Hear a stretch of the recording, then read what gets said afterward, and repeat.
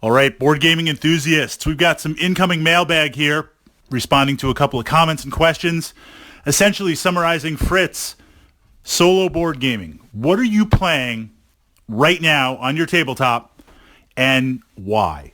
So I've got about 5 or 6 games out that pull one out, play for a couple of days, maybe a week, put it back, pull out another one. And in my gaming collection, I've got 3 groups. I say groups, sometimes they're piles, sometimes they're a little more evolved. And the first pile are board games that never really make it to my organized gaming shelf. Usually they kind of exist, well, literally in a pile, or they exist in a transportation tub to take to the club or to the gaming group. And these are games that either I'm constantly playing and enjoying, or in the moment, it's like, hey, I really feel like playing these games. This is what we're working on. So this way, they never really make it to the gaming shelf. The second group of games are games that I enjoy playing, and they work, but they kind of require a special narrative. Examples would be like Space Hulk or Relic. Fantastic games. I love them, but I kind of get that gaming satisfaction, that 40K Warhammer 40K universe from actually playing tabletop 40K. And then the third group of board games are games that are also fantastic. I love in my collection, but the stars have to kind of align. They take a little bit of planning. Twilight Imperium, Arkham Horror, or Kingdom Death Monster. I love KDM, but that's just not something that like you enter in lightly on there. You need some plans. So right now, the games that I'm playing, solo, they're in that pile 1, Mage Knight. I feel pretty confident right now, and honestly, you guys gave me some great feedback about jumping into Mage Knight. I feel like I've actually achieved something on here. And with Mage Knight, I've owned Mage Knight for 2 or 3 years, tried to crack into it, made a little bit of progress, completely overwhelmed, watched a few videos, really didn't understand it, and it just kind of sat on my shelf. And I decided, I'm going to pull out Mage Knight. I'm going to ask for some help from you guys. You gave it to me, some links. I'm going to watch some videos, and I'm going to learn Mage Knight. I'm going to play Mage Knight. So I'm dozens and dozens and dozens of plays in, some successful, some not successful. And ultimately, what I would sum up is, yes, eventually it just clicks and it just works and you understand the rules. Not all of them. You got to look stuff up here and there. But the learning curve is there. I think it's a duality of, first of all, it is a very complex game in that, not that any one rule is really, really hard. It's not like even I'm playing Ogre and I got to look up on a chart, strength of a weapon versus the armor value and then figure it out 3-to-1. So I need a 5 or 6, like mathematical computations just to figure out what happens. They don't exist in Mage Knight, but there's a lot of little sub rules and what if rules and this trumps that type rule on there. It just takes a little bit.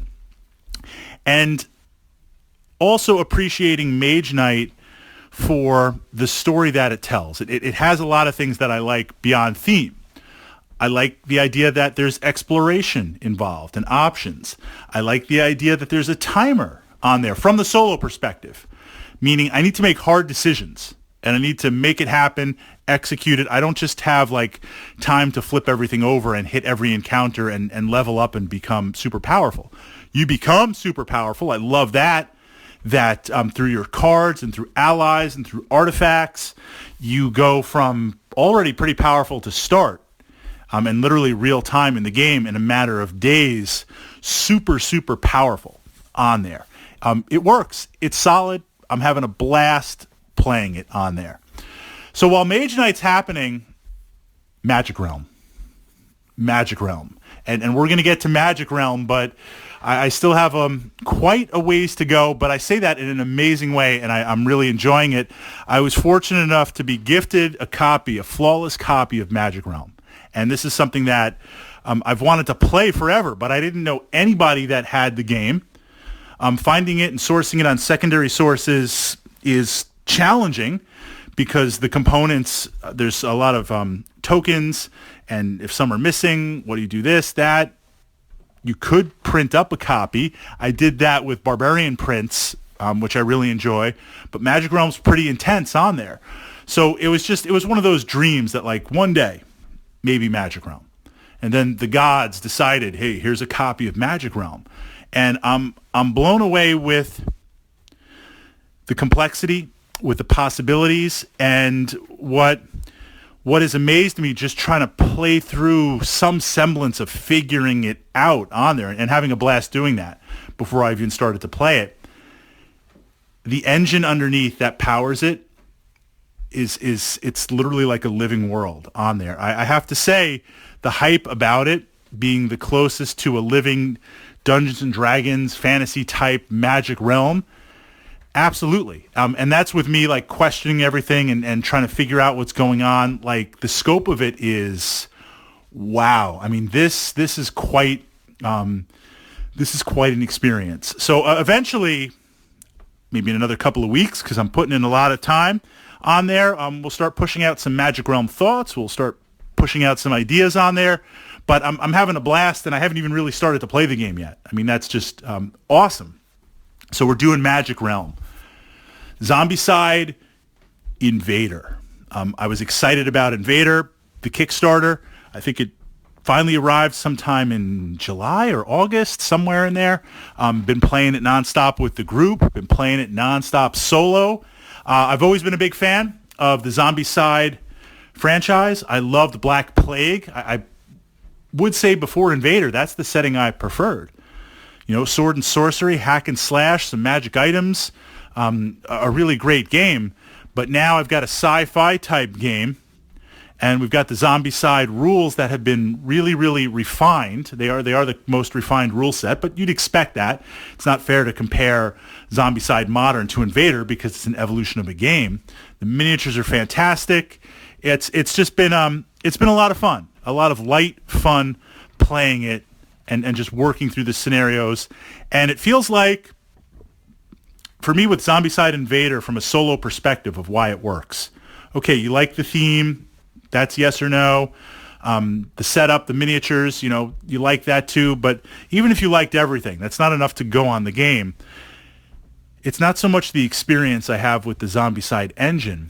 It's streamlined just enough that you just can play the game. I don't have to worry about looking rules up.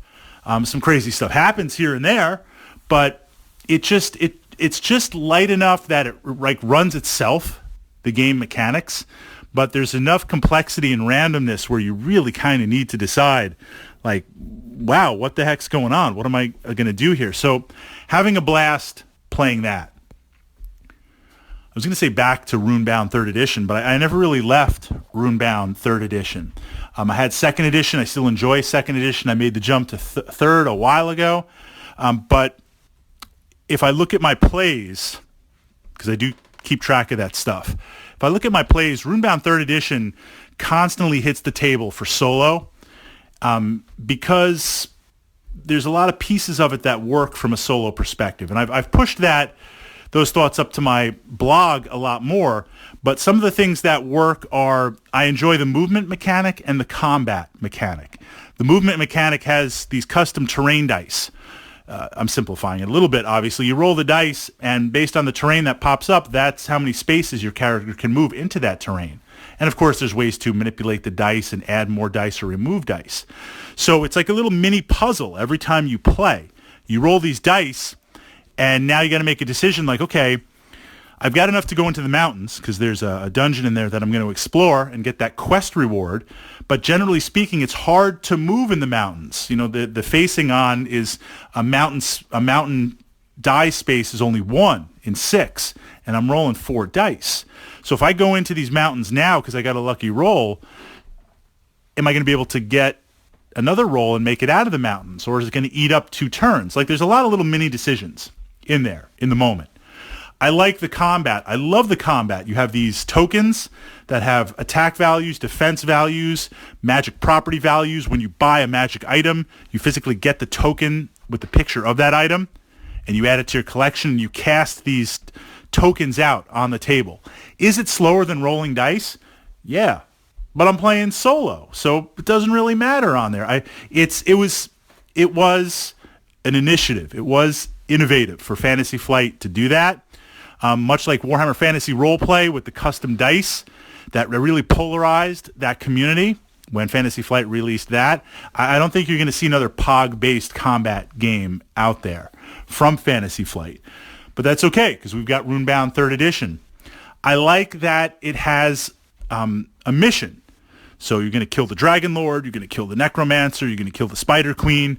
But in between that overall quest in the realm, you've got some monsters to fight, you've got some social quests to explore, you've got some dungeons to explore on there. It just works.